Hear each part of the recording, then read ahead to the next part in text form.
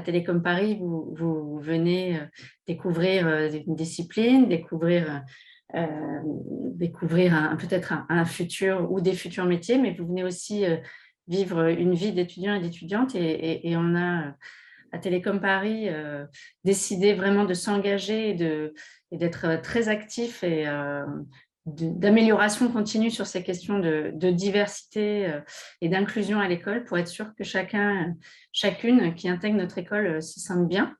Et on aimerait vraiment pouvoir mettre en avant cette force qu'est la diversité des profils, des parcours. Et vous en faites partie en venant de DUT, puisque c'est une grande richesse pour l'école, pour vos camarades qui ont fait d'autres parcours.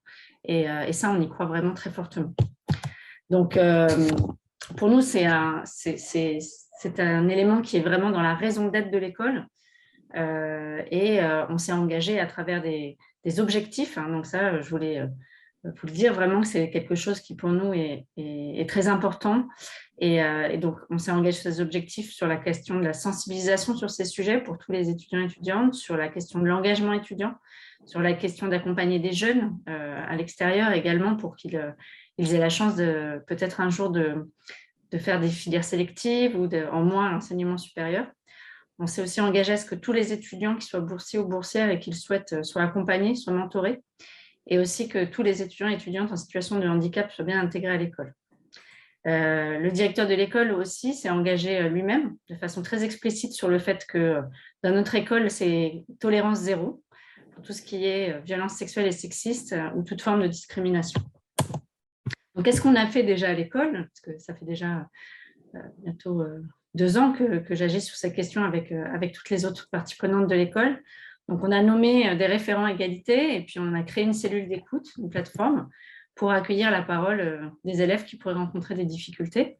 C'est pas forcément quelque chose qui est présent évidemment tous les jours. C'est pas du tout l'idée que vous devez en avoir, mais de savoir qu'en tout cas, on est là pour protéger, pour accueillir, et qu'il n'est pas question pour nous que ce soit des choses qui se passent sans qu'on puisse accompagner les élèves.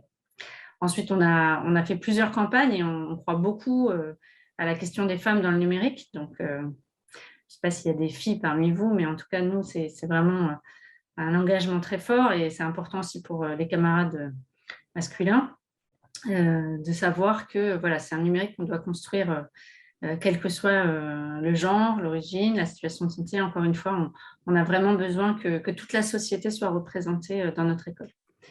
Donc, il y a aussi les associations étudiantes. On a une grosse association étudiante sur la transition sociale et écologique qui s'appelle MAD, Make a Difference, et qui agit, qui fait des événements, fait de la sensibilisation, qui est très présente. Et il y a également un pôle respect, écoute et consentement au sein du BDE. Et vous avez aussi la possibilité au sein de l'école, alors ce sera le cas pour les 3 sujets, de vous engager sur ces sujets à l'extérieur, dans des associations ou autres, et d'avoir une valorisation de cet engagement à travers l'obtention de crédits ECTS.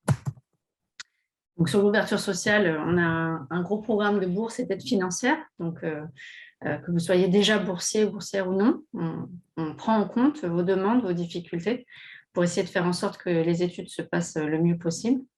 On a également un module sur ces questions-là et on a la possibilité, encore une fois, comme je l'ai dit, quand on est boursier, boursière, de participer à des programmes de mentorat. Donc, on vous accompagne, qui sont menés par des associations et soutenus par l'association des alumni. Les étudiants ont voulu parler de leur parcours et parmi eux, plusieurs camarades qui venaient justement de DUT et qui ont réalisé des podcasts sur ces questions de parcours. Donc, c'était vraiment, on va dire, un micro ouvert pour eux, qu'ils ont pu raconter leur parcours, raconter comment ils avaient toujours rêvé ou pas de faire du numérique et voilà, le bonheur qu'ils avaient à être à Télécom Paris.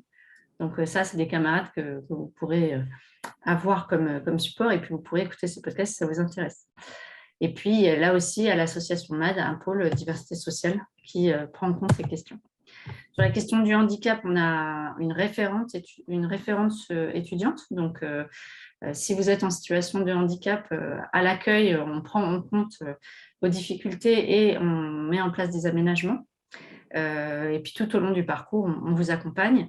On a par exemple adapté la question des langues étrangères, qui est parfois difficile pour les étudiants qui sont en situation de DIS, donc dyslexie, dysorthographie. Donc, on a écouté ce que nous disaient les étudiants, puis on a essayé d'adapter au mieux, et on pourrait le faire pour tout type de handicap. On a fait des conférences sur ce sujet pour sensibiliser le personnel, les autres étudiants, et également une formation du personnel aux troubles 10. Là aussi, au sein de l'association MAD, il y a un pôle handicap. Et puis, il y a eu l'organisation d'un événement handisport par l'association MAD et le bureau des sports l'année dernière. Vous dire aussi que la diversité et la transition sociétale, c'est quelque chose qui commence à intégrer maintenant les enseignements. Comme le disaient Nicolas Glady et Bertrand David, c'est des sujets qui sont très importants pour vous en tant que futurs citoyens, mais aussi en tant que futurs ingénieurs. Donc, on essaye de vous donner un maximum d'éléments sur ces sujets, que ce soit vraiment intégré à votre cursus. Et donc, cette année, pour la première fois, on a fait une fresque autour des questions de diversité, en lien avec la rentrée climat également. Et ça a permis aux étudiants et étudiantes d'échanger sur ces sujets et d'apprendre des choses pour se préparer à leur futur rôle de citoyen, de manager, et puis aussi pour pouvoir s'exprimer et échanger sur ces sujets qui peuvent vous toucher directement ou vous pouvez vous sentir concerné en tant qu'être humain. On a fait aussi un TD animé et créé par des professeurs d'anglais sur comment rendre la science plus inclusive, voilà, avec des formats de rendu libre et créatifs.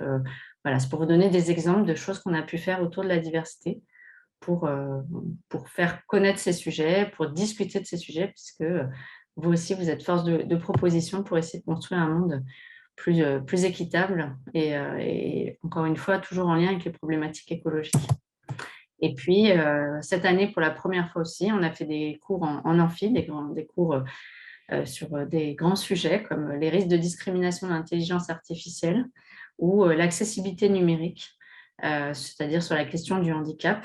Donc, on essaye au maximum de vous donner là aussi des compétences qui pourront vous servir parce que je parle avec beaucoup d'entreprises sur ces sujets de diversité et elles attendent vraiment aujourd'hui que les collaborateurs, collaboratrices soient capables aussi de participer, de contribuer sur ces sujets au quotidien et également dans leur projet.